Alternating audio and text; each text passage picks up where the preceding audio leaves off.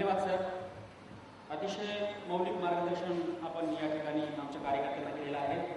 सध्याची लढाई ही शस्त्रांची नसून शब्दांची आहे आणि ती शब्दांनीच लढली पाहिजे असं आपण या ठिकाणी मत व्यक्त केलं. खोट्या संकल्पना आणि खोटे शब्द ही आमची निर्मिती नव्हे तर शत्रूची ब्राह्मणवाद्यांची निर्मिती आहे आणि ती वेळीच रोखली पाहिजे असं देखील आपण या ठिकाणी सांगितलं. हिंदूंच्या नावाखाली चाललेलं हे षडयंत्र आहे आणि ते वेळीच ओळखलं पाहिजे ही देखील सूचना आपण केली. याशिवाय हिंदू संकल्पना हिंदुस्थान संकल्पना दूर करायची असेल तर आपण बंधुभाव निर्माण केला पाहिजे, जे काम बामसाहेब गेले कित्येक वर्ष करत आहे. अशा प्रकारची देखील सूचना आपण या ठिकाणी मांडली. आपल्या मौलिक मार्गदर्शनाबद्दल मी आपले आभार मानतो, आपल्याला धन्यवाद देतो. आणि यानंतर अध्यक्षीय समारोप या कार्यक्रमाचा होईल. तत्पूर्वी एक सूचना आहे. या अध्यक्षीय समारोपानंतर त्या खुल्या अधिवेशनाचा समारोप समारंभ याच ठिकाणी ब्रेक शिवाय सुरू होईल. कुठलाही ब्रेक असणार नाही दरम्यानच्या काळामध्ये. जसा या कार्यक्रमाचा अध्यक्षीय समारोप संपेल त्यानंतर लगेच खुल्या अधिवेशनाचा समारोपाचा कार्यक्रम याच ठिकाणी सुरू होईल. तेव्हा कृपया कोणी जागेवर उठू नये. अध्यक्षीय समारोपासाठी मी आजच्या या कार्यक्रमाचे अध्यक्ष प्राध्यापक संजय इंगोले यांना निमंत्रित करण्यापूर्वी अल्पसा परिचय तुमचा देखील थोडक्यात करून देतो. अगदी विद्यार्थी दशेपासून या चळवळीशी संबंधित असणारे ते नंतर मूळनिवासी संघाचे राष्ट्रीय अध्यक्ष झाले. 2 टर्म म्हणजे 2005 ते 8 आणि 2008 ते 11 अशा 2 टर्म त्यांनी राष्ट्रीय अध्यक्ष म्हणून काम केलं. याशिवाय Tata institute of social science मुंबईच्या त्यांनी MSW केलेलं आहे. त्यानंतर त्यांनी दिल्ली युनिव्हर्सिटीच्या Delhi school of social work या विद्यापीठामध्ये काही काळ असिस्टंट प्रोफेसर म्हणून काम केलं. सध्या ते जामिया मिलिया इस्लामिया या सेंट्रल युनिव्हर्सिटीमध्ये असिस्टंट प्रोफेसर म्हणून कार्यरत आहेत. याशिवाय बामसेबच्या केंद्रीय कार्यकारिणीचे सदस्य आहेत आणि उत्तराखंड राज्याची जबाबदारी प्रभारी म्हणून ते काम करतात. प्राध्यापक संजय इंगोले सर यांना अध्यक्षीय समारोप करण्याची विनंती.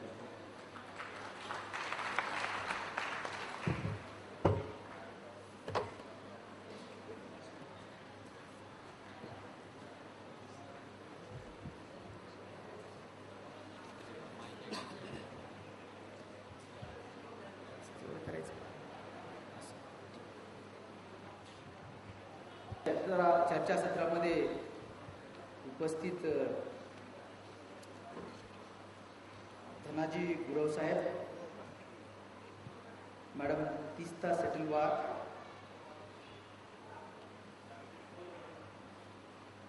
राष्ट्रीय प्रचारक माननीय SF गंगावणे साहेब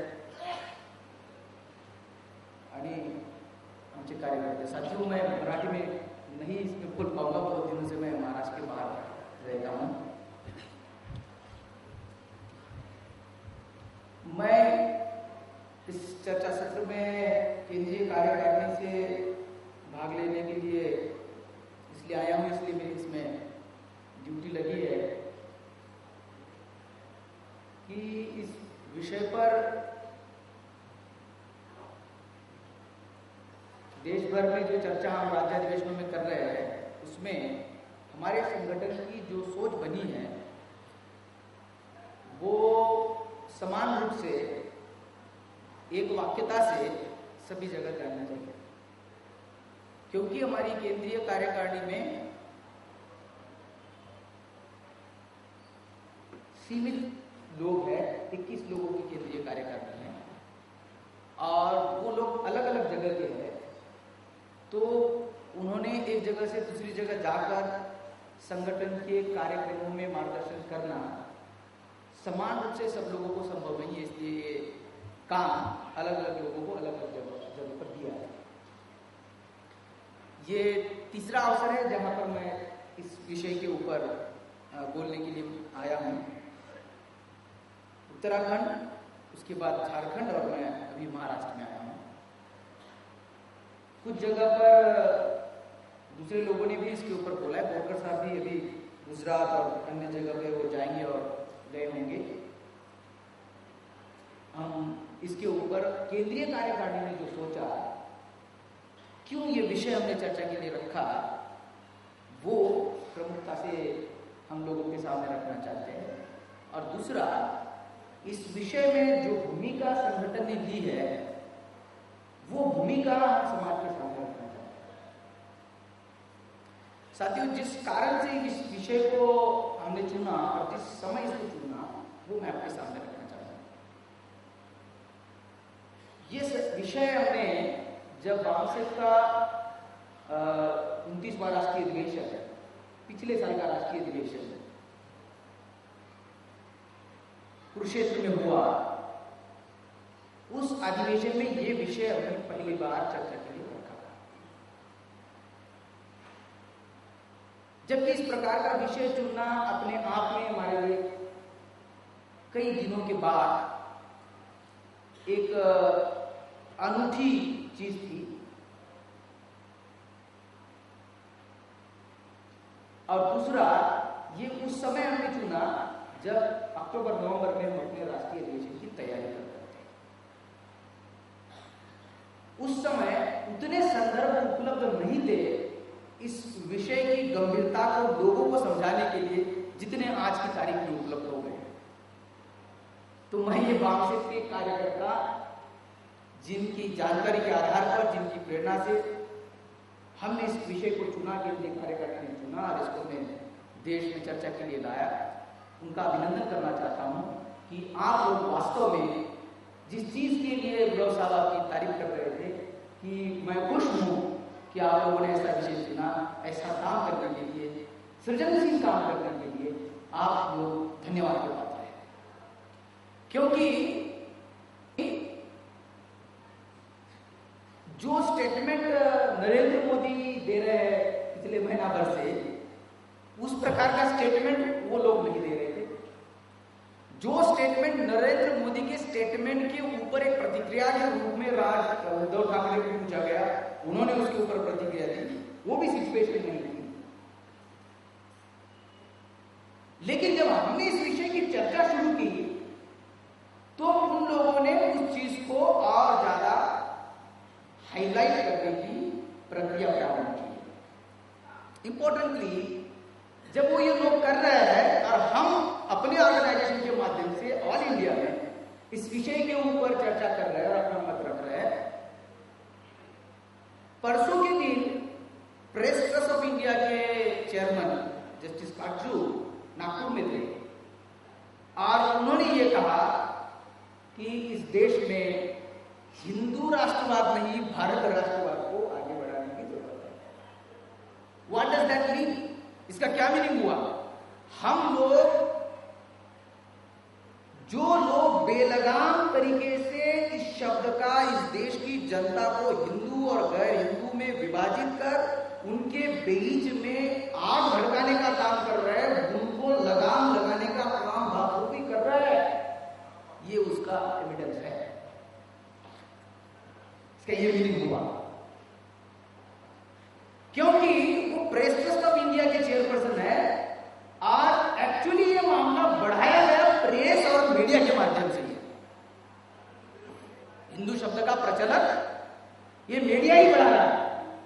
आप उसको देख के हमने ये विषय डिजाइन किया था कि पिछले 2 साल में हम कंटिन्यूसली इसको ऑब्जर्व कर रहे हैं कि न्यूज एनालिसिस में, चर्चाओं में, चैनल के ऊपर, न्यूज़पेपर में हिंदुस्तान शब्द का बहुत ज्यादा प्रयोग किया जा रहा है और वो प्रयोग करते समय उसकी भावना और उसका नोशन, उसमें से निकलने वाली प्रतिध्वनि वो इस प्रकार की है कि जैसे इस देश में हिंदुओं को मुसलमानों के खिलाफ में कमर कसकर लड़ने के लिए तैयार किया जा रहा है।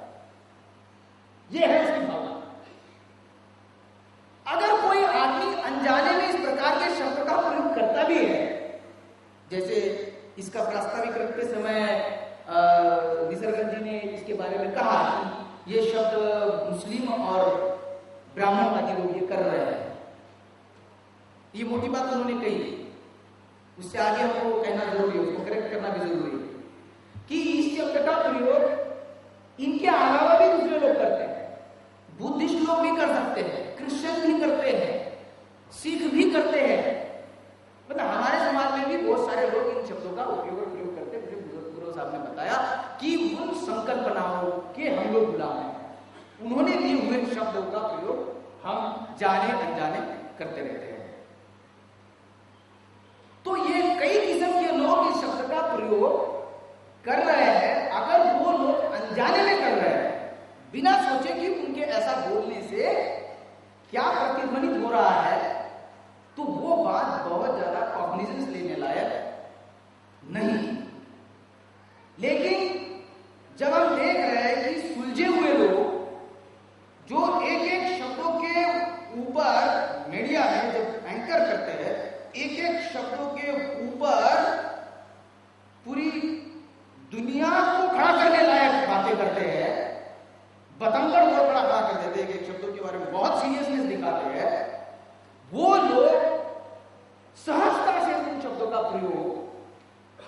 ढंग से कर रहे हैं, उनकी बॉडी लैंग्वेज और उनके प्रेजेंटेशन और संदर्भ जहां पर उन शब्दों का उपयोग कर रहे हैं, उससे ये पता चलता है कि वो जानबूझ करके हिंदू और गैर हिंदू इस प्रकार की भावना समाज में प्रज्वलित करने का काम करता है।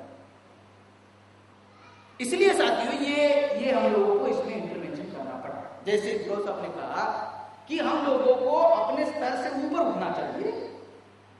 ये देश हमारा है, ये राष्ट्र हमारा है, इसकी सभ्यता का पुनर्रचना, इसकी सभ्यता का विकास और इस राष्ट्र के जीवन के हर अंग में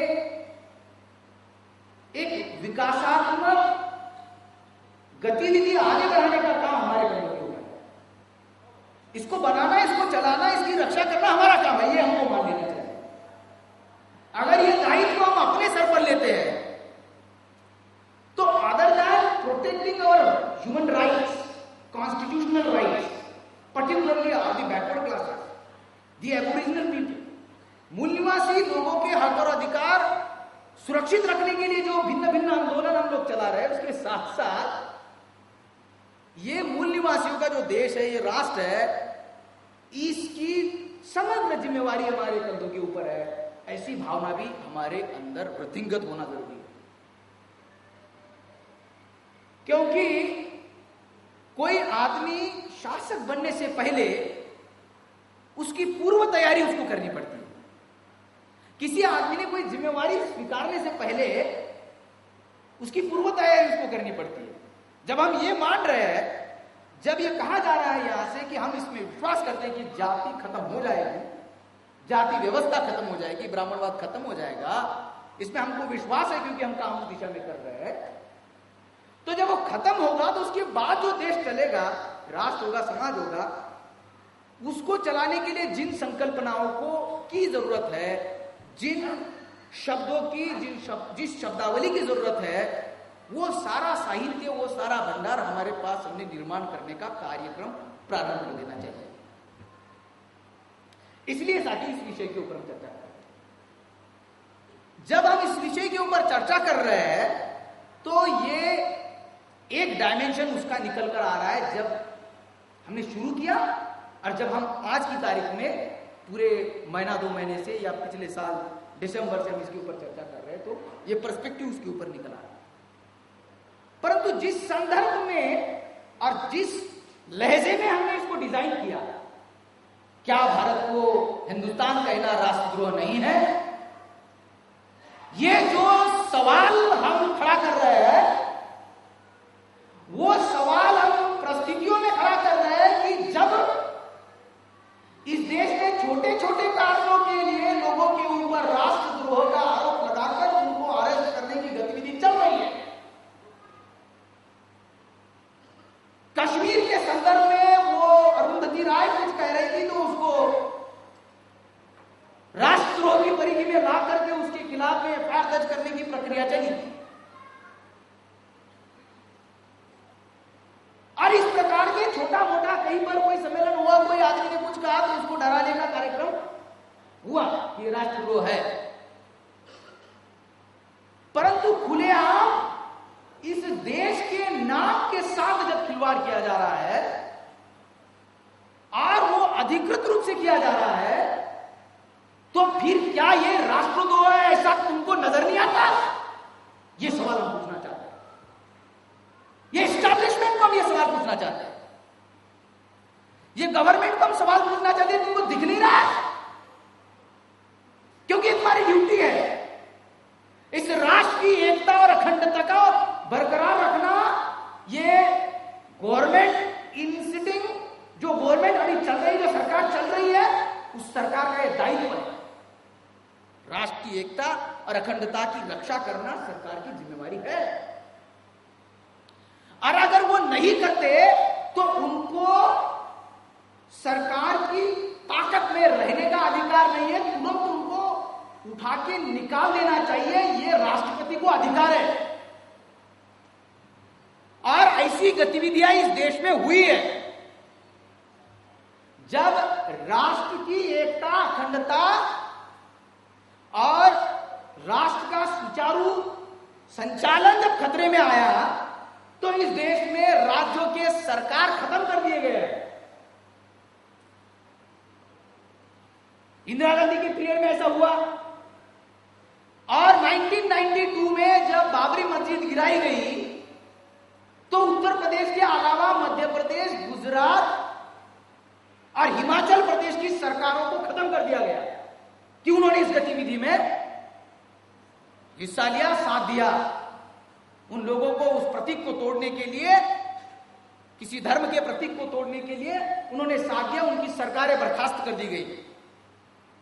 ये प्रेसिडेंट है, ये पूर्व में घटी हुई घटना है। जब वो आपके सामने उदाहरण मौजूद है कि एक पूरी प्रक्रिया चलाकर इस देश में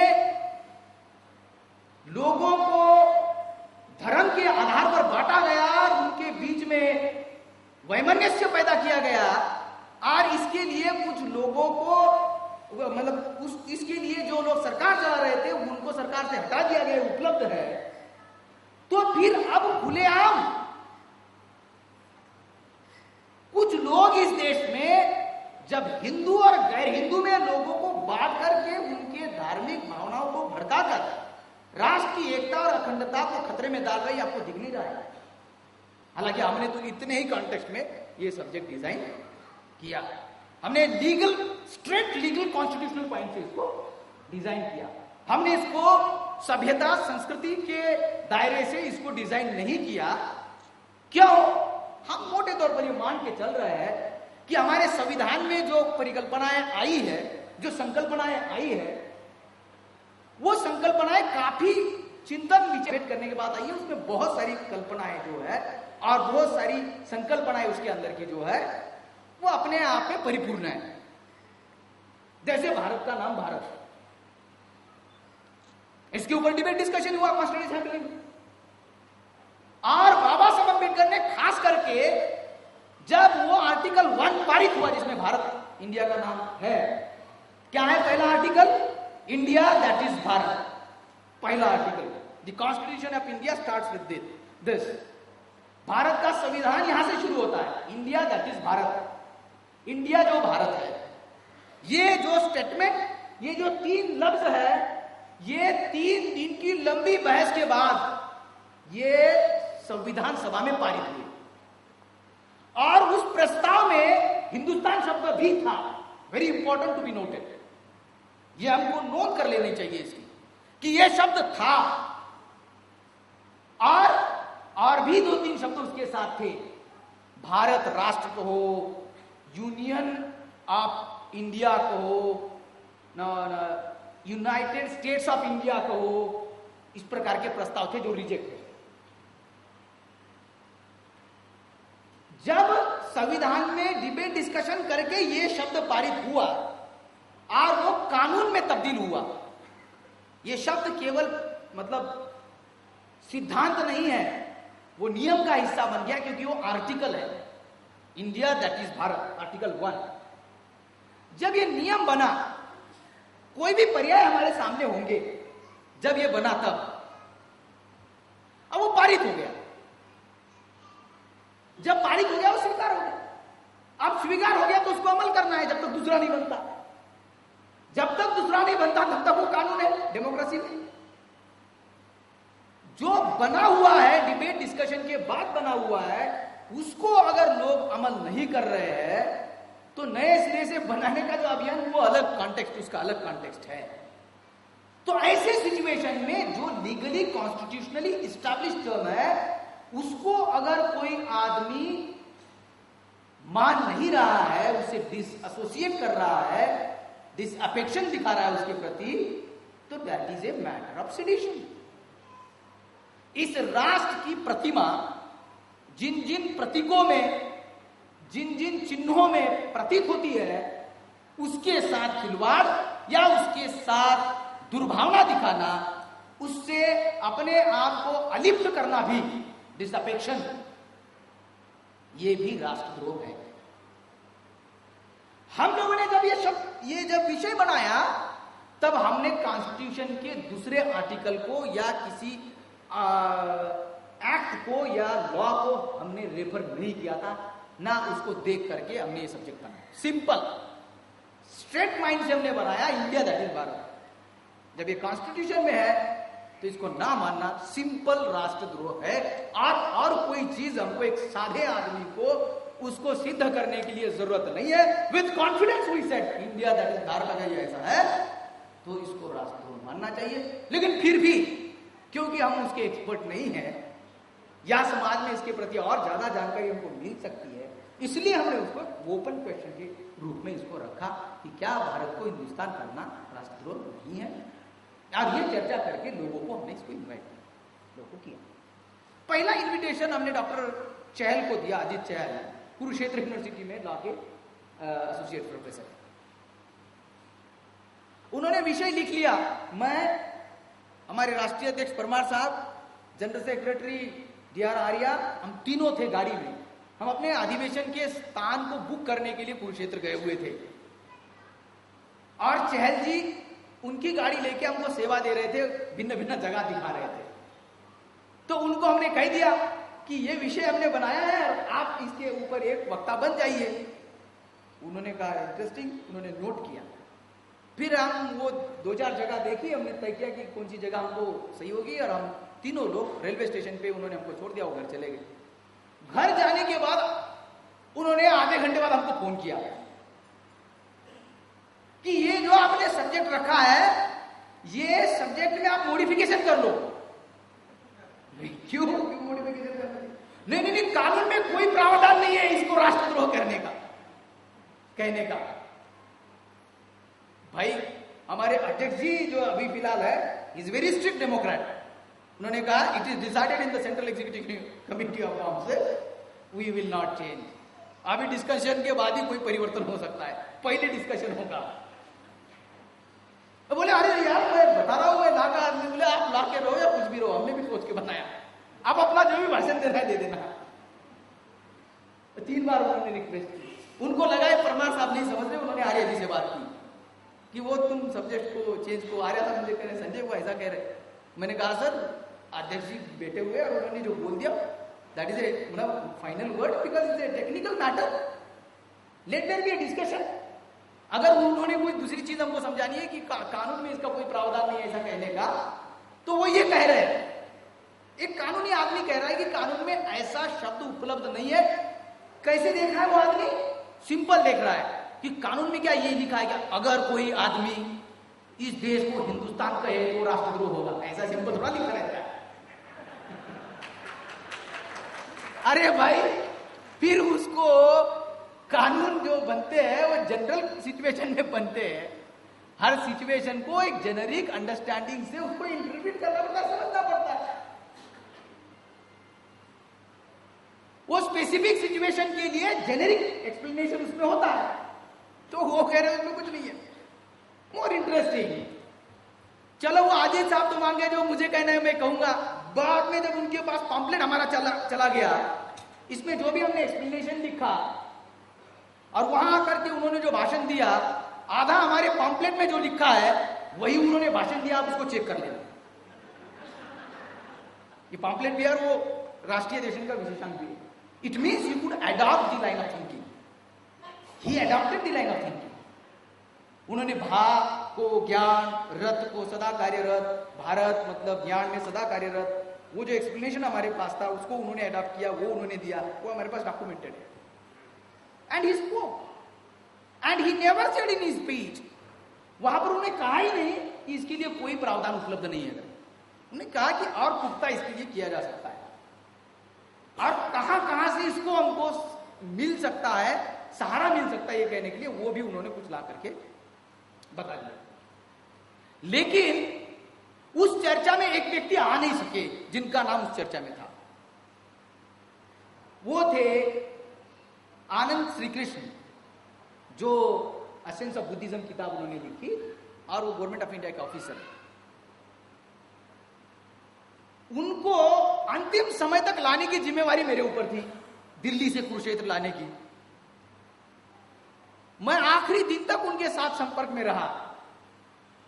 तो उन्होंने ये कह दिया था हफ्ता भर पहले कि वो किसी काम में व्यस्त होने की वजह से अधिवेशन में नहीं आएंगे, लेकिन उनका भाषण लिखित रूप में मुझे देंगे और मैंने वो भाषण लेके आना था और अधिवेशन में पढ़ना था। ये मेरी ड्यूटी लगाई गई थी। मैं अंतिम समय तक उनका परसुएशन करता रहा कि सर वो तैयार हो गया, सर वो तैयार हो गया, अरे यार मैं उसके ऊपर काम कर रहा हूं, तुम आ जाना। उन्होंने समय दे दिया। एट लास्ट जब अगले दिन चर्चा है, शाम को 8 बजे उनके घर में जब गया तो उन्होंने कहा इसके ऊपर कुछ भी मैं लिख नहीं सकता। बताइए, बहुत बड़े विद्वान आदमी है, मतलब मैंने कहा क्यों सर? उन्होंने कहा मैं लॉ पढ़ रहा हूं, वो LLM कर रहे थे, अभी अवार्ड हुई उनको डिग्री, फेसबुक पे बहुत सारा गौरव हुआ उनका। और मैंने इंडियन पिनल कोड में इधर उधर खोजा, इसमें कहीं उपलब्ध नहीं है कि ये राष्ट्रद्रोह हो सकता है, मुझे कुछ नहीं मिल रहा है इसके बारे में, तो इसलिए मैं क्या लिखूं? मैंने कहा सर कुछ जो आपको लगता, इसका सामाजिक पक्ष लिख देते, इसका ऐतिहासिक पक्ष लिख देते, या फिर आप कहते कि भाई क्या क्या हो सकता है या कैसे हो सकता है, नहीं हो सकता, कुछ तो आप लिखते। नहीं यार मुझे कुछ इसमें मिला, आधार मिला। ठीक है, फिर वो चर्चा हुई, डॉक्टर विवेक कुमार, अजीत चल और एक और कोई साथी आए थे, वो चर्चा हुई। लेकिन वो विषय जो हम कह रहे हैं कि ये राष्ट्रद्रोह है, हम अपनी ओर से क्लियर है। हमने वो ना इंडियन पिनल कोड देखना है ना और कोई लॉ देखना है, हम अपनी ओर से क्लियर है कि राष्ट्रद्रोह है।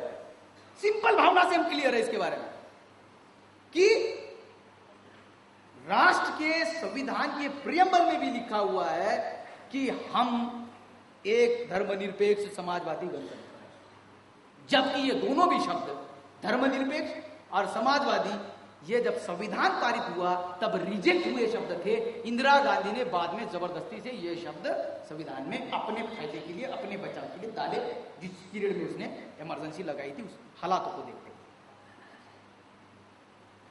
ये थे नहीं। और एक मिस्टर शाह थे और एक मिस्टर जहीरुद्दीन थे। वो लोग, शाह तो इसके ऊपर बहुत ज्यादा एडमेंट थे कि ये इधर डालो, आर्टिकल 1 में आप लिखो सेक्युलर सोशलिस्ट नेशन, ऐसा लिखो बोल रहे थे वो। बाबा साहब अम्बेडकर ने उसको पढ़ के सुना दिया, आर्टिकल 14, आर्टिकल ये वो directive principle of state policy, इसमें आपको समाजवाद, इसमें आपको धर्मनिरपेक्षता दिखती नहीं है क्या? और इतना भी इस सदन में बैठने वाले लोगों को अगर कॉम्प्रिहेंशन नहीं है, अंडरस्टैंडिंग नहीं है कि इसका वही मीनिंग होता है, तो I am sorry to say, I oppose it, nothing more than that. फिर एक मिस्टर कामत थे बाबा साहब के पक्ष में खड़े हुए और उन्होंने भी और भी समझाया। कुछ लोग कह रहे थे उसको आगे थोड़ा सा जो है उसका ट्रांसलेशन हिंदी में भी लिखो, हिंदुस्तान लिखो, उसका भी अपोजिशन किया मिस्टर कामत ने। उन्होंने कहा ये संविधान हम लोगों को भाषा सिखाने के लिए नहीं लिख रहे और अंग्रेजी में लिख रहे हैं। ये अंग्रेजी में लिखा जा रहा है, ये हिंदी में नहीं लिखा जा रहा। जब हिंदी में लिखेंगे इसका ट्रांसलेशन होगा, इधर दोबारा हिंदी में लिखने की कोई जरूरत नहीं। इस प्रकार का अपोजिशन हुआ, इतनी लेवल का कि कॉमा, फुल स्टॉप और स्पेलिंग द एंड, इसके लिए भी बहुत झगड़े हुए वो आर्टिकल 1 के ऊपर। अब वो उसमें है, प्रियम्बल में वो शब्द नहीं थे, लेकिन इन्होंने लाए। इवन फंडामेंटल ड्यूटी वाला जो चैप्टर है वो भी संविधान में नहीं था। और उसमें 51A जो आर्टिकल है फंडामेंटल ड्यूटीज में, उसमें राष्ट्र के सभी नागरिकों का यह दायित्व है कि वो राष्ट्र की एकता, अखंडता को बरकरार रखने के लिए कटिबद्ध रहे, उसके राष्ट्रगान का सम्मान करे, उसके राष्ट्रध्वज का सम्मान करे, लोगों के अंदर सद्भावना, कम्युनल हार्मोनी मेंटेन करे और दुश्मनी ना फैलाए। ये सब उसमें लिखा हुआ है, कर्तव्य में लिखा हुआ है। ये भी बाद में डाला। जो भी है, बहुत सारी चीजें ऐसी थी जो संविधान में बाबा साहब चाहते थे वो नहीं आई, और बहुत सारी चीजें बाद में आई। लेकिन जो भी अभी ऑन रिकॉर्ड है, हम बुद्ध में विश्वास करते हैं। बुद्ध ने क्या कहा वज्जियों को कि जो अभी है अस्तित्व में उसको मानते हैं क्या वज्जीगण? तो आनंद ने कहा कि हाँ जी मानते हैं। तो ये ताकतवर है, इनका कोई बाल बाका नहीं कर सकता। ये कहा वज्जियों के बारे में कहा जब अजात शत्रु ने भेजा वो वस्सकारा को। तो हमारा यही कहना है कि अभी जो इस्टेब्लिश्ड है वो है, भले बदलने की जरूरत पड़ेगी तो फ्यूचर में बदले, लेकिन अभी जो है उसको मानना है। डेमोक्रेसी का फंडामेंटल प्रिंसिपल है हम भले ही इंदिरा गांधी ने उसके अंदर सेक्युलर डाला, सोशलिस्ट डाला, उसके साथ सहमत नहीं है। बाबा साहब अम्बेडकर ने तब भी कहा था कि किसी राष्ट्र के लिए उसकी आर्थिक विचारधारा को फिक्स कर देना, यह उस राष्ट्र के लिए जड़त्व का लक्षण है। क्योंकि जो आज राष्ट्र के लिए आप सोच रहे हो सोशलिस्ट इकोनॉमी ठीक है, हो सकता है फ्यूचर में कुछ लोगों को लगे कि कैपिटलिस्ट इकोनॉमी ठीक है, और उसमें वो लोगों के ऊपर छोड़ देना चाहिए कि किस प्रकार की इकोनॉमी किस समय के लिए उनके लिए योग्य है, उसमें वो जो सोशलिस्ट वगैरह नहीं डालना चाहिए, सब बाबा साहब ने कहा। तो इसलिए सिंपल चीज है, जो कॉन्स्टिट्यूशन में है उसको इंप्लीमेंट करो। हम उसी के बारे में कह रहे हैं, उसी के आधार पर कह रहे हैं कि कॉन्स्टिट्यूशन में ये लिखा है कि भाई ये राष्ट्र के लोगों की जिम्मेवारी है, ये सेक्युलर राष्ट्र है, और इसके आधार पर आप पूर्व में निर्णय कर चुके। ये मैं इसके संदर्भ में कुछ चीजें आपको पढ़ के सुनाना चाहूंगा, जिससे आपको रेडी एंड रेफरेंस मिल रही है। नाम के बारे में, जो हिंदुस्तान और भारत के नाम का जो द्वंद्व है, या वो क्यों रिजेक्ट हुआ, हिंदुस्तान शब्द क्यों रिजेक्ट हुआ, उसमें उस डिबेट में से केवल बाबा साहब अम्बेडकर ने जो उत्तर दिया आर्टिकल 1 में, उसमें रेलेवेंट पार्ट मैं पढ़ता हूं, आप सुनिएगा इसको carefully. Because we have all along meant that this country should be known as India, बीच में से लिया मैंने, without giving any indication as to what are the relations of the component parts of the Indian Union in the very title of the name of the country. India has been known as India throughout history and throughout all these past years. As a member of the UNO, the name of country is India, and all agreements are signed as such. And personally, I think the name of the country should not in any sense give any indication as to what are the subordinate divisions in it, or it is composed of. I therefore oppose the amendment and maintain that the draft as it is presented to the House is the best so far as the amendments are concerned. अब इसमें से मैं repeat पढ़ता हूं इसको। I think the name of the country should not in any sense give any indication as to what are the subordinate divisions it is composed of. मतलब राष्ट्र का जो नाम है उसमें यह संकेत नहीं जाना चाहिए कि इसके अंदर कौन ऊपर, कौन नीचे, कौन कौन लोग हैं, यह जाना नहीं चाहिए, ये बोल रहे बाबा साहब अम्बेडकर प्रिंसिपली। और अगर आप जैसे हिंदुस्तान कहेंगे, इसका अंदर हिंदू रहते हैं, फिर आपको यह भी कहना नहीं हिंदुस्तान में दूसरे लोग भी रहते हैं। एक बड़ी इंटरेस्टिंग चीज बोरकर साहब ने उधर बताई, मुझे मॉर्निंग में बताया कि हिंदुस्तान शब्द का जो प्रचलन अब कॉन्स्टिट्यूशन को जब हमने भारत कह दिया कॉन्स्टिट्यूशन के हिसाब से, इतना प्रॉब्लमेटिक है। मैं भी इस चीज को इसी लाइन में कुछ जगह पर सुना है, लेकिन उन्होंने जो स्टोरी बताई वो मोर इंटरेस्टिंग। उन्होंने कहा कि मैं जब रिटायर हो रहा था तो मेरे मन में यह आया कि मैंने एलटीसी लेना चाहिए, ताकि भाई एलटीसी मिलती है तो फायदा हो जाएगा, उसके बाद तो मिलने वाली नहीं, अब नौकरी खत्म हो रही है। तो एलटीसी लेने के लिए कहां घूमना चाहिए, इसके लिए उन्होंने जो है सोचा कि मैं हिंदुस्तान में घूम लेता हूं। ठीक है, और खोजने लगे हिंदुस्तान कहीं ना मिला, एलटीसी का कार्यक्रम जो है कैंसिल हो गया। एलटीसी कैंसिल क्यों, हिंदुस्तान कहीं मिला ही नहीं।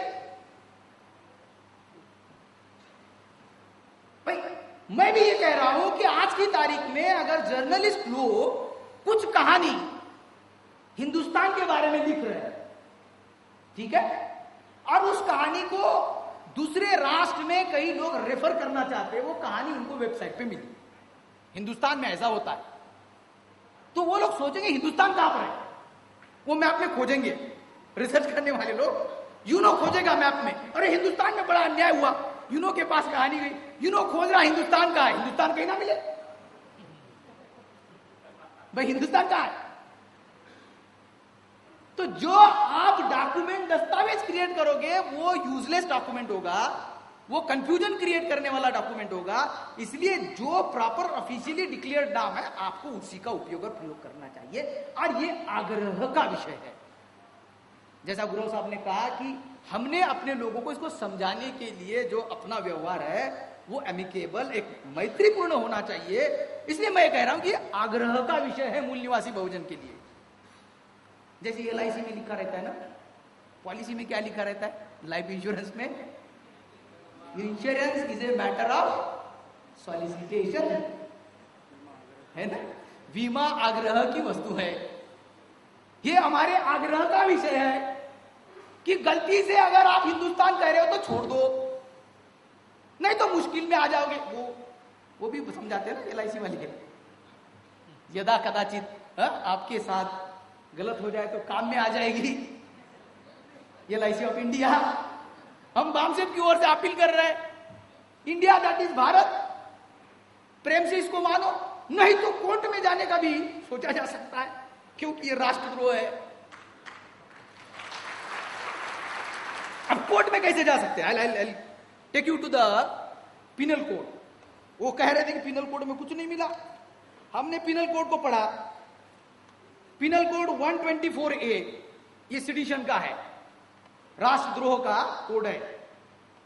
Sedition, however by words either spoken or written or by signs or by visible representation or otherwise excite or attempt to excite disaffection towards the constitution, ये anyway ये प्रपोज है, ये मैं आपको अलग से समझाऊंगा। ये है अभी जो है आर्टिकल 124, ये जो है ना, ये लॉ कमीशन ऑफ इंडिया ने उसके अंदर कुछ अमेंडमेंट किया, वो बाद में मैं कहानी बताता, इधर से पढ़ना चाहिए।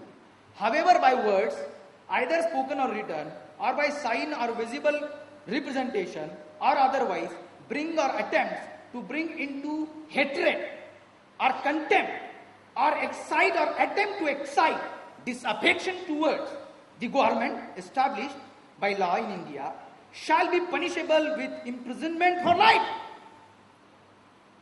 ये लिखा है, अभी हेट्रेट लिखा है इसमें। और मोदी कह रहे हैं कि मैं हिंदू राष्ट्रवादी हूं। उद्धव ठाकरे को पूछा गया तुम्हारा क्या कहना है, तो क्या यहां मुसलमान राष्ट्रवाद होना चाहिए क्या? इस देश में हेट्रेट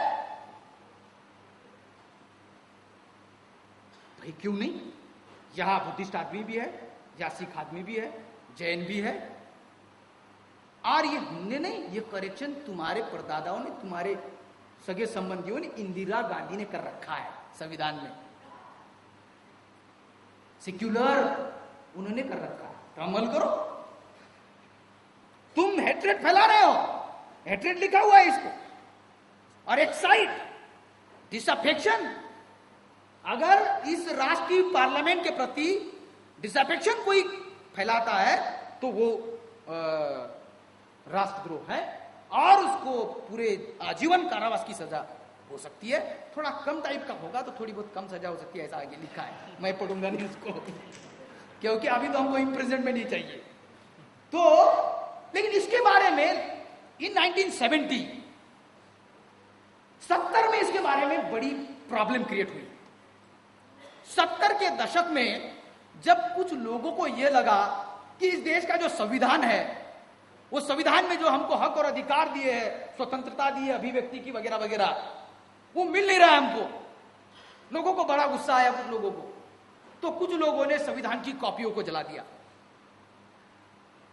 और दिखाया कि हमारा कोई विश्वास नहीं है और ये सरकार के साथ हमें नहीं है, ये सरकार हमको अपने हक अधिकार नहीं दे रही है वगैरह वगैरह हुआ।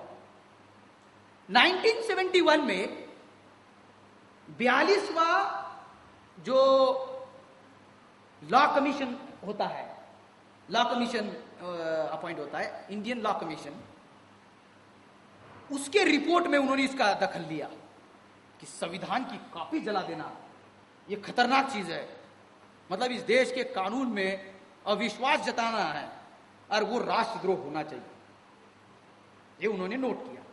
और वो कमीशन ने सरकार को जो रिकमेंडेशन देती है कमीशन हर बार जब उसको अपॉइंट करते हैं, तो ये खास करके इस पॉइंट को आर्टिकल 124 को अमेंड करने का सजेशन दिया और कहा कि इसमें कॉन्स्टिट्यूशन शब्द डालना चाहिए, कि कॉन्स्टिट्यूशन के प्रति अगर कोई आदमी डिसअफेक्शन दिखाता है, फिर डिसअफेक्शन को उन्होंने डिफाइन किया। डिसअफेक्शन मतलब क्या? तो उसमें उन्होंने कहा कि कॉन्स्टिट्यूशन शब्द इसमें डालिए, ताकि जो जो लोग संविधान के प्रति डिसअफेक्शन दिखाएंगे उनके ऊपर भी राजद्रोह के आरोप के तहत कार्रवाई की जा सके। ये लीगल डॉक्यूमेंट जो पहले मैंने पढ़ा, पिनल कोड, ये दोनों अवेलेबल है। ये डिमांड कर रहा है ये कमीशन, गवर्नमेंट ऑफ इंडिया ने बनाया हुआ है कि कॉन्स्टिट्यूशन शब्द उसमें डालो। डॉक्टर अजीत चहल कह रहे थे कि ये जो लॉ कमीशन ने सजेशन दिया अमेंडमेंट के लिए कॉन्स्टिट्यूशन, मतलब इसको पार्लियामेंट को, कि इंडियन पिनल कोड के 124 सेक्शन में, वो सेक्शन होता है देखना आप, एक जगह पर हमारे पर्चे में वो अनुच्छेद लिखा गया। अनुच्छेद जो होते हैं वो संविधान में होते हैं और जो पिनल में होते, लॉ में, वो सेक्शन होते। तो वो सेक्शन 124A में कॉन्स्टिट्यूशन शब्द जब आएगा तो कॉन्स्टिट्यूशन में लिखी हुई हर चीज के प्रति सब लोगों को अपना आस्था और विश्वास रखनी पड़ेगी। और अगर कॉन्स्टिट्यूशन वहां शब्द आने के बाद कोई आदमी इंडिया को हिंदुस्तान कहता है तो हम इसका सहारा लेके कोर्ट में जा सकते हैं, ऐसा चहल साहब ने मुझे कहा। अभी देहरादून में भी उनको बुलाया था, उन्होंने कहा। मैंने कहा सर ये नहीं करने से भी तो अवेलेबल है, कोर्ट में जाने की देरी है। डिसअफेक्शन, भारत शब्द के प्रति अफेक्शन डिसअफेक्शन से भी ज्यादा इंपॉर्टेंट है लोगों के बीच में हेट्रेड फैलाना, हिंदू और गैर हिंदू में राष्ट्र को बांटना और राष्ट्र की एकता और अखंडता को खतरे में लाना। ये तो अवेलेबल ही है, क्योंकि इसको पढ़ो तो इसमें लिखा हुआ है। Thereby with this help, इसके साथ हम कंक्लूड करते हैं अपनी ऑर्गेनाइजेशन की ओर से, ये राष्ट्रद्रोह है, ये राष्ट्रद्रोह है। और इस राष्ट्रद्रोह होने की वजह से इस संदर्भ में लोगों को जागृत करना जरूरी है। एक ये, दूसरा, एक आईपीसी में सेक्शन 153A भी है, एक और हमारे लिए ये साधन उपलब्ध है।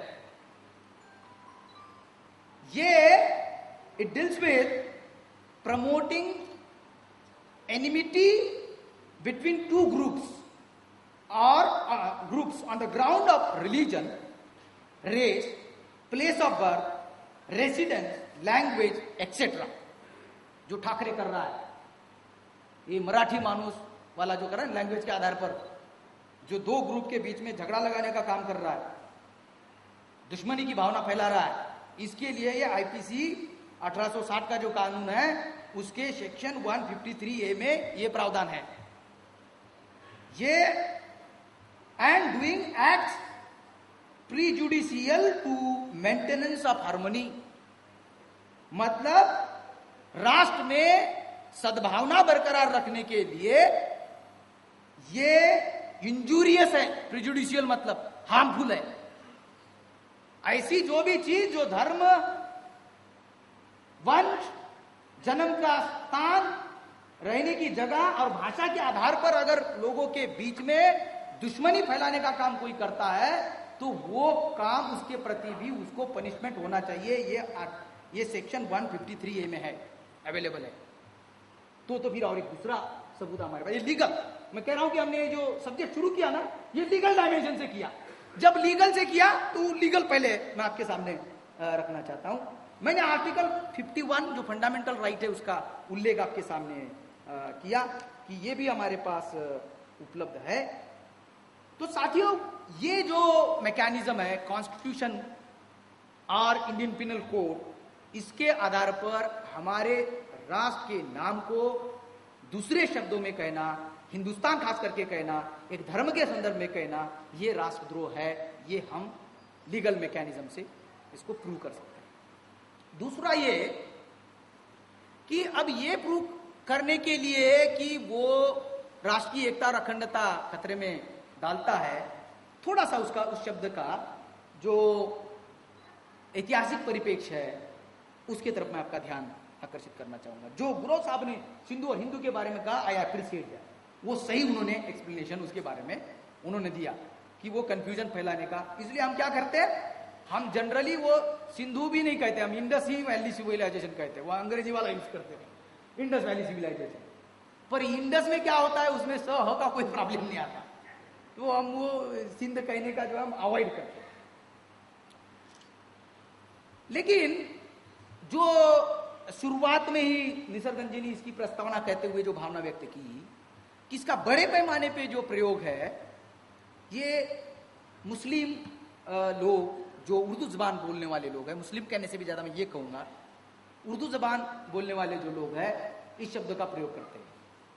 मैंने एक प्रोफेसर अखलाक अहमद जवाहरलाल यूनिवर्सिटी में है, वो पर्शिया के ही एक्सपर्ट है, उनको मैंने ये पूछा, मैंने कहा सर आपका इसके बारे में क्या, हिंदू के बारे में आपका क्या कहना है? तो उन्होंने कहा कि यार ये तो जियोग्राफिकल आइडेंटिटी थी, ये धर्म की तो कतई नहीं है, बिल्कुल नहीं है। जिस सेंस में अभी यूज किया जा रहा है वो धर्म के सेंस में इसको यूज किया जा रहा है, उसका पूरा मीनिंग बदल गया। लेकिन मैंने ये प्रश्न रोमिला थापर को जब वो जवाहरलाल यूनिवर्सिटी में एक सेमिनार में आई तो उनको मैंने पूछा था, अखलाक अहमद ने मुझे ये कहा कि मैंने मैडम को पूछा कि मैडम ये बताइए कि हिंदू शब्द का धार्मिक अर्थ कब से प्रारंभ हुआ? हिस्टोरियन है, बताओ। सर कह रहे थे उसका कहीं ना कहीं प्रारंभ होता है, उसको ऐसे हवा में नहीं जोड़ सकते। तो बताइए कि हिंदू शब्द का धार्मिक अर्थ, धार्मिक मायने में प्रचलन कब से प्रारंभ हुआ? वो मैडम चाय के चुस्के लेते रही, उधर देखते रही, इधर देखते रही, उसके ऊपर कुछ ना कहा। उन्होंने 2 बार पूछा कि मैडम बताइए, आप हिस्टोरियन है, अब somebody एक्सपेक्ट कि भाई इतनी एक्सपर्ट आदमी रोमिला थापर बताएगी, और उसको पता ही होगा क्योंकि सी इज एक्सपर्ट। जैसे कह रहे थे डॉक्टर बहुत गहरी बीमारी है तो फिर डॉक्टर को और ज्यादा सतर्क होना चाहिए, तो हम तो एकदम एक्सपर्ट आदमी के पास गए। तो वो मैडम कुछ ना कही इसके ऊपर, ये 2 बार बोल के उसको लगा 3 बार कहूंगा तो ऑफेंडिंग समझेगी, सोचेगी मैं बेइज्जत कर रहा है मुझे बार बार पूछ करके। पूछना बंद कर दिया। बोले यार ऐसा हुआ। तो मैंने कहा सर फिर एनीवे पॉइंट तो आपका ये कहना है कि ये जियोग्राफिकल था शब्द और धर्म के मामले में इसका उपयोग हो रहा है। तो ये जिस सेंस में ये शब्द पहले गढ़ा गया उस सेंस में अभी इसका प्रयोग नहीं हो रहा है। तो सिंपल बात है कि अगर कोई शब्द पहले उसका मीनिंग कुछ और था और आज इसका मीनिंग कुछ और है तो उसका प्रयोग आज के संदर्भ में ही करना चाहिए। आज के संदर्भ में ही अगर वो शब्द का उपयोग करना पड़ा तो आज के संदर्भ में उसकी चर्चा करनी चाहिए, क्योंकि आज उसका ऐसा अर्थ नहीं समझा जाता। इसलिए आप जो नहीं समझा जाता उसका आग्रह करके कोई फायदा नहीं है। आज क्या होता है, जैसे कोई एक मुस्लिम आदमी भारत के बारे में कुछ कहना चाहता है, हिंदुस्तान की सरजमी पर मुसलमानों के हालात बड़े खराब है। अभी हिंदुस्तान में मुसलमान क्या है? जब हिंदुस्तान ही है उस स्थान में सारे हिंदू ही रहते हैं, तो मुसलमान कहां से? Where are they? वो अपने आप को ही सेग्रीगेट कर देता। ये केवल मुसलमान ही नहीं कहता, कुछ कुछ जो उर्दू भाषा के बहुत प्रेमी है ना, बुद्धिस्ट लोगों को भी मैंने हिंदुस्तान शब्द का प्रयोग करते हुए देखा। इसलिए ये मत समझना कि ये समझाना केवल मुस्लिम लोगों को है, वो हमारे भाई तो है ही मुसलमान, जो हम में से धर्म परिवर्तित हुए हमारे भाई तो है, उनको समझाना ये चीज।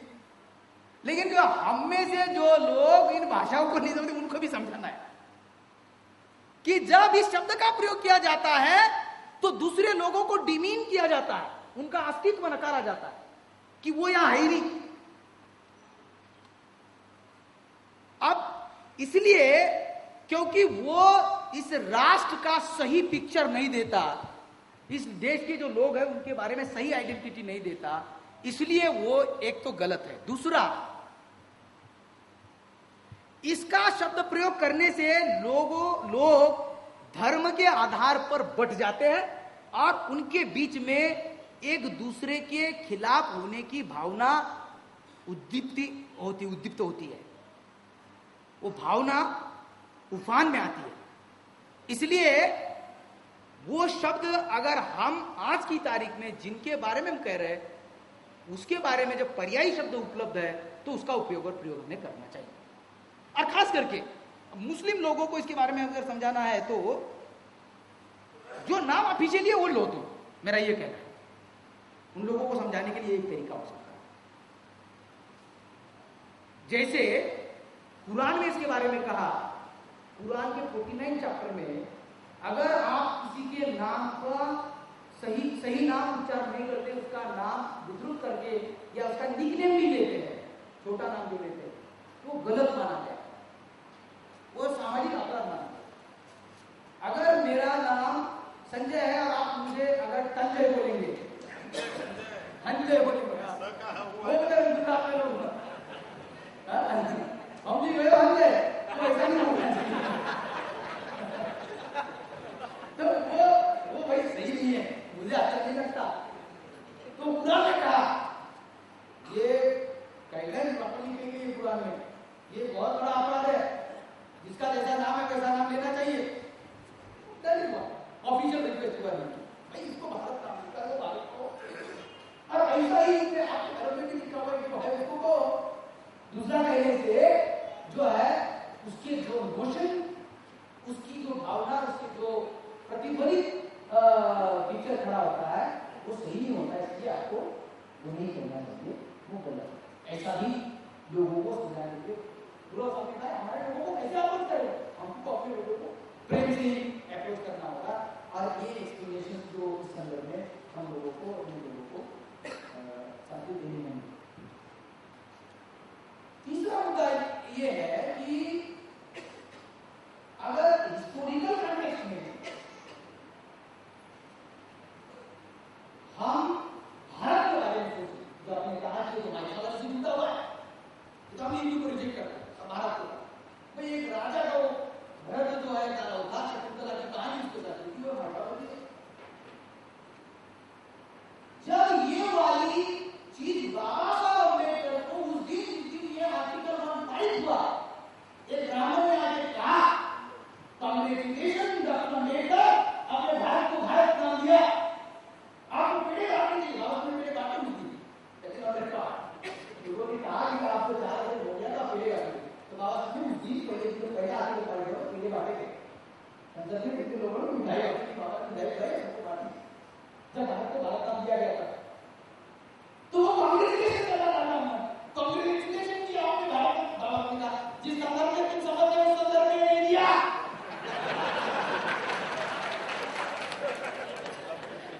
वो मानना चाहते कि मैंने नहीं दिया भारत, तो चुप हो गया ना, हमने उसको वहां के हिसाब से देखा, तो तुम लोग ने हमको एक्सप्लेनेशन दिया, हाथ स्टैंड्स फॉर था मतलब वाले, रथ मीन्स सदा कार्यरत, भा युगरत, भा गुणरत, भारत दैट इज ज्ञान में सदा कार्यरत। ऐसे लोग जो सदा ज्ञान में कार्यरत रहते हैं, ज्ञान का निर्माण करने में कार्यरत रहते हैं, उनको भारत कहा। एक मिनट अब बात ये है, जिस जमाने में भारत को भारत कहा जा रहा था, भारत की क्यों कहा, अगर आप गूगल सर्च करोगे, बहुत सारे लोग अपडेटेड है, तो उसमें तो एक अलग एक्सप्लेनेशन है कि जो अरबिक कंट्री के लोग थे और even western part of the world, वो भारत को मसालों के लिए जाते, स्पाइसेस के लिए जाते, मसालों के पदार्थ है उसके लिए इंजेक्ट करना, यहां से मसालों के पदार्थ जाते, तो वो मसालों को बाहर ले लेंगे, लेकिन मसाला भारत को मटन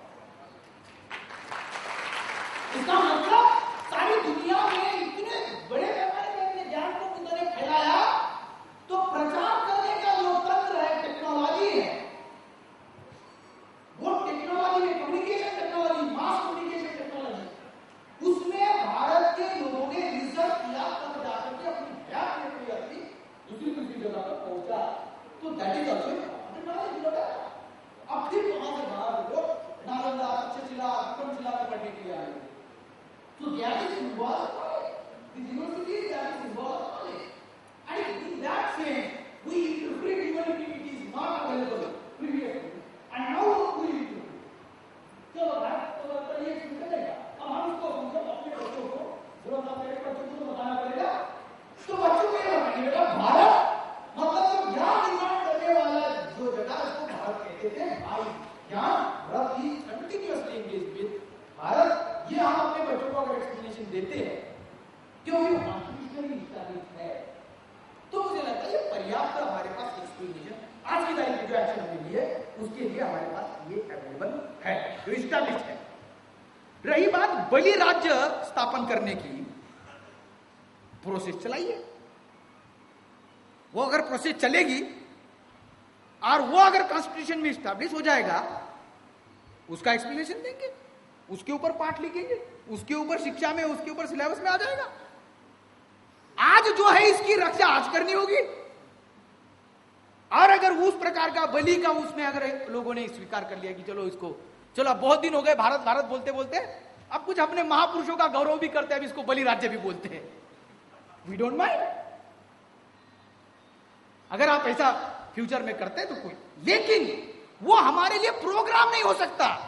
आज की तारीख में दुश्मन के साथ लड़ने का प्रोग्राम नहीं हो सकता क्योंकि गुरु साहब ने कहा कि टस्सल जो आपने ली उन लोगों say that is very important. एक आदमी हमारे कार्यकर्ताओं में से एक आदमी ने मुझे कहा कि ये विषय बड़ा गहरा और टकराव पैदा करने वाला आप लोगों ने उठाया है. आइए हमने अपने से किया है, रिएक्शन में नहीं किया. उन्होंने अभी रिएक्शन देनी है, वो लोग रिएक्शन देंगे. हमने अपना एक्शन प्रोग्राम ये बनाया कि भारत को हिंदुस्तान कहना राष्ट्रद्रोह नहीं है. ये हमने अपनी ओर से एक्शन की है. आप वो अपनी ओर से क्या प्रतिक्रिया देते हैं वो देंगे.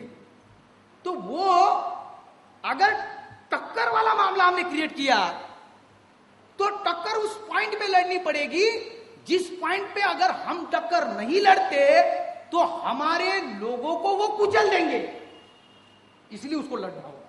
That is the point and nothing more than that. Nothing rejecting what is Baltistan. Baltistan की अपनी कंसेप्ट है, उसके बारे में साहित्य उपलब्ध है. फुले साहब ने उसके बारे में कहा ठीक है. अभी अगर उनको लड़ना है कानूनन हमारे पास पुख्ता अवेलेबल है. मैंने सेक्शन 124 सेक्शन 153 ये पढ़ के दिखाया, प्रियम्बल में है, आर्टिकल 1 में है. अगर तुम जाति के आधार पर राजनीतिक पार्टी को रैली नहीं करना चाहिए इसलिए कोर्ट में जाते हो, हम भी सोच सकते हैं इसके बारे में. हमारा ऑर्गेनाइजेशन इसके बारे में सोच सकता है. मैंने सुबह भी कहा बोलकर सबको कि हम ऐसा सोच सकते हैं. हम अपनी सेंट्रल एग्जीक्यूटिव कमेटी में इसके ऊपर चर्चा कर सकते हैं कि क्यों हम भी क्यों न चले जाए कोर्ट में. ये ज्यादा कहीं कर रहे हैं, ये सर से पानी ज्यादा गुजर रहा है. चलो उनको भी थोड़ा कोर्ट की हवा दिखाते हैं इसके ऊपर कि भाई तुम ये करो. दूसरी एक्शन ये हो सकती है, सारे न्यूज़पेपर न्यूज चैनल इधर आप लोग भी कर सकते हैं अपने एरिया में. न्यूज़पेपर वालों को एक पत्र लिख दो, मूल निवास संघ के नाम से या किसी बामसेब के नाम से किसी ऑर्गेनाइजेशन से लिखो कि आपको भारत को भारत ही कहना चाहिए, हिंदुस्तान शब्द का प्रयोग भारत के लिए मत करो. एक हिदायत, एक सामाजिक हिदायत उनको हम दे सकते हैं. सरकार को हम लिख सकते हैं, मेंबर पार्लियामेंट को हम लिख सकते हैं, क्योंकि इसके आधार पर राष्ट्र को हिंदू और गैर हिंदू में विभाजित किया जा रहा है और ये राष्ट्र की एकता और अखंडता के खिलाफ में है, इसलिए इसके प्रयोग को रोका जाए. अब ये अगर काटजू साहब कल इधर कह रहे हैं तो हम काटजू को लिख देते हैं. ईमेल ही लिख, मैं सोच ही रहा हूं कि कल जाकर उनको एक ईमेल लिख दूंगा काटजू को. Sir, I appreciate what intervention you have undertaken and I will also appreciate if you issue a notice to all the newspaper that they should use Bharat or India and not the Hindustan word for referring this country. Now we can write. Now we will have to take action in all spheres. देखिए, हम लोग कुछ area में अपने आप को restrict रखने से हमारे ऑर्गेनाइजेशन की रीच जो है, ये हमारे ऑर्गेनाइजेशन का जो इनफैक्ट और इफेक्ट जो समाज को इससे बेनिफिट होना चाहिए वो उसमें चेक लग जाता है. जरूरी है कि हम प्रबोधन कर रहे हैं, हम सामाजिक प्रबोधन कर रहे हैं, सभ्यता नहीं निर्माण करने का अभियान हम चला रहे हैं. वो उसके साथ जो पहली पार्ट में मैंने कहा कि सभ्यता निर्माण करने के लिए अलग भारत की कल्पना और वो सब है. नई सभ्यता निर्माण करेंगे, नया सिलेबस लिखेंगे, ये करना चाहिए. उसके ऊपर आर्टिकल लिखने चाहिए. हमने आर्टिकल भी लिखने चाहिए. जब ये मामला शुरू हुआ इसके ऊपर हमने आर्टिकल लिखने चाहिए, कविताएं लिखनी चाहिए, ताकि उसमें से कोई कविता भी टेक्स्ट बुक में आ जाए. बाय द वे, ना चाहते हुए भी कई बार आ जाती है. त्यांच्या गोष्टी सांगता सांगता आमच्याही गाथा येऊन जातात. वैसे पद्धती से ये हो जाता है.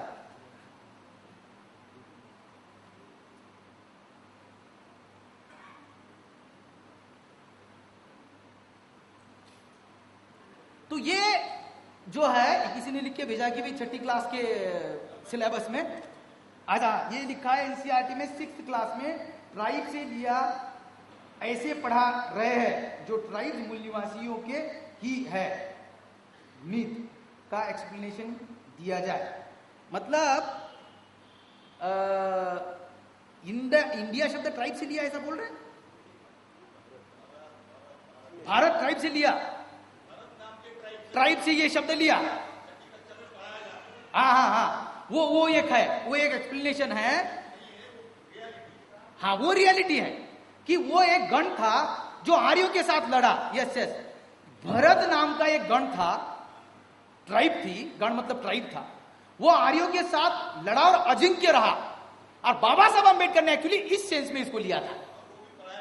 वो है टेक्स्ट में है. तो मैं जो बात बता रहा था कि ये सपोर्टिव बात बोरकर साहब ने भेजी कि त्यांच्या कथा सांगता सांगता आमच्या गाथा येऊन जातात, वो उसमें हमारा भी एक आ गया, तो इसको हाईलाइट करना चाहिए. साथियों, कि हमको इसका प्रचार बढ़ाने के लिए साहित्य लिखना होगा, कविताएं लिखनी होगी और हमारे लोगों को इससे अवगत कराना पड़ेगा. और संवाद जैसा मैंने आपको कहा वो अग्रह वाला हमारे लोगों के लिए होना चाहिए और उन लोगों के लिए कानून वाला होना चाहिए. कानून का मैं आपको जिक्र किया लेकिन इसको पढ़ा नहीं, ये भी मैं आपके सामने पढ़ देता हूं, फिर मैं अपनी बात को क्लोज करता हूं. ये किताब खास करके बोरकर साहब ने ये रेफरेंस मेरे पास दिया और इसमें देखिए कैसी लैंग्वेज. एक बोमानी जो जजमेंट है ये 1975 में जब इंदिरा गांधी की जो सरकार गिरी और उस समय में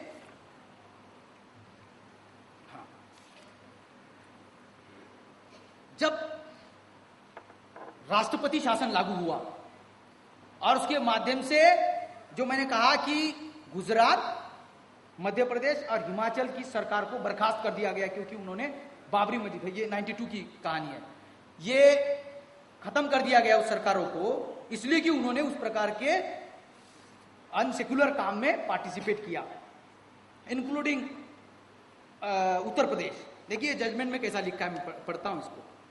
matter before them was the rationale or the decision to dismiss the Rajasthan, Madhya Pradesh and Himachal governments on the basis of the earlier dismissal of the Uttar Pradesh government in the wake of the demolition of the disputed structure of Ayodhya.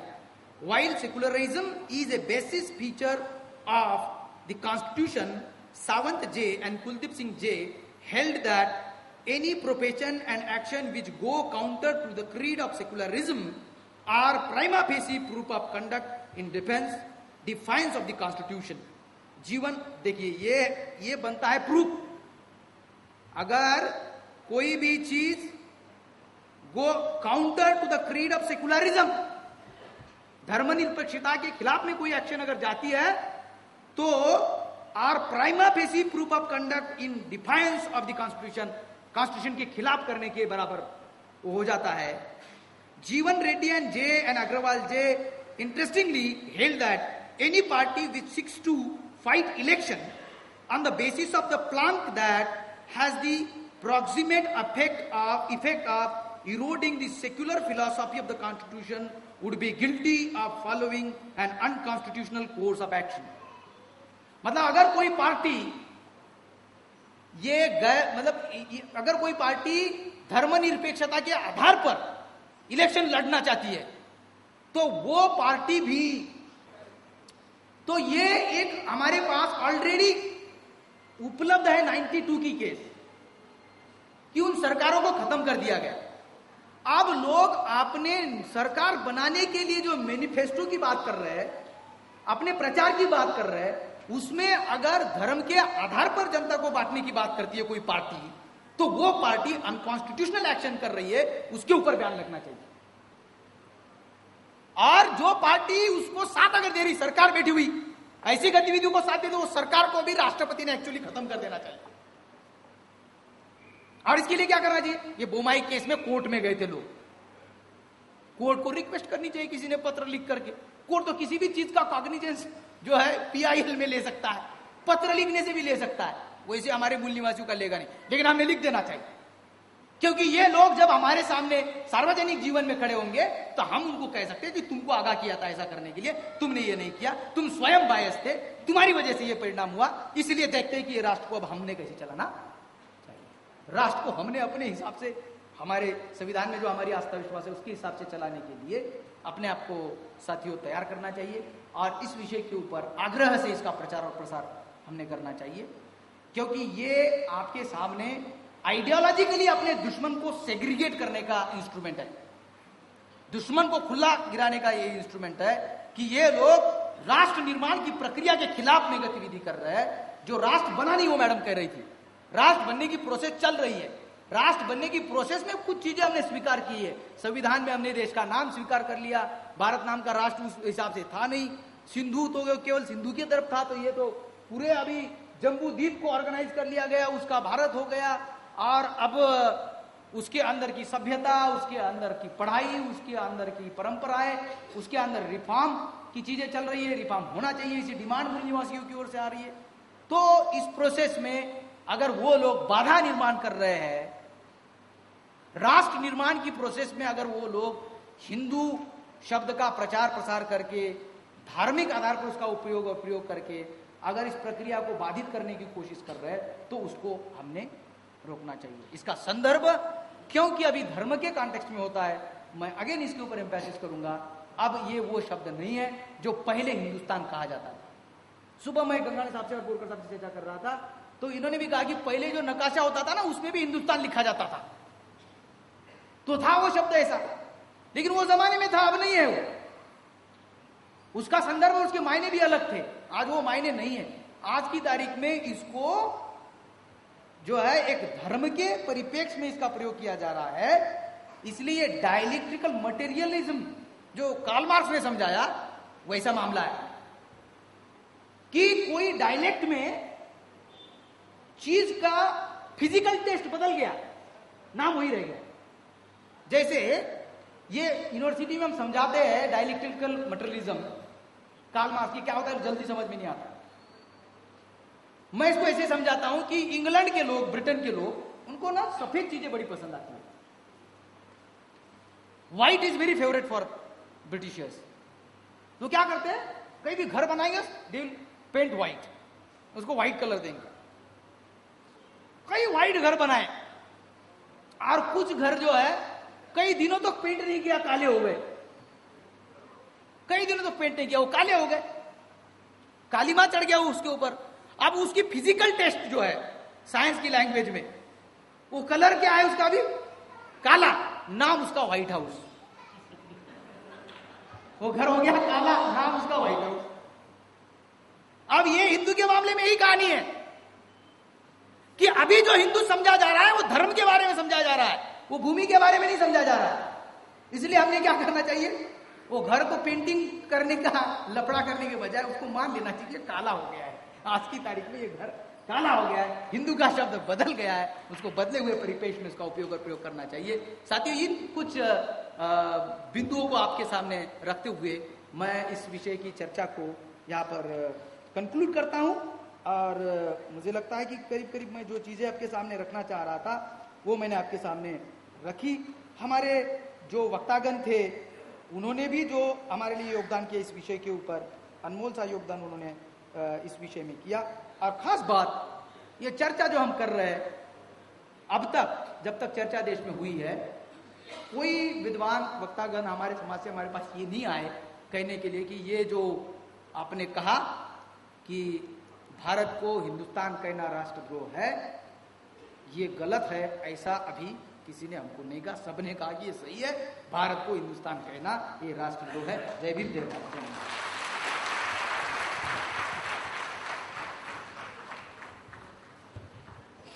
साथियों, एकूणच हा विषय आपण का चर्चेला घेतला, आणि जनमानसांमध्ये हा विषय घेऊन आपण का जायला पाहिजे, याच्या पाठीमागची पार्श्वभूमी सगळी इंगोले सरांनी सांगितलेली आहे.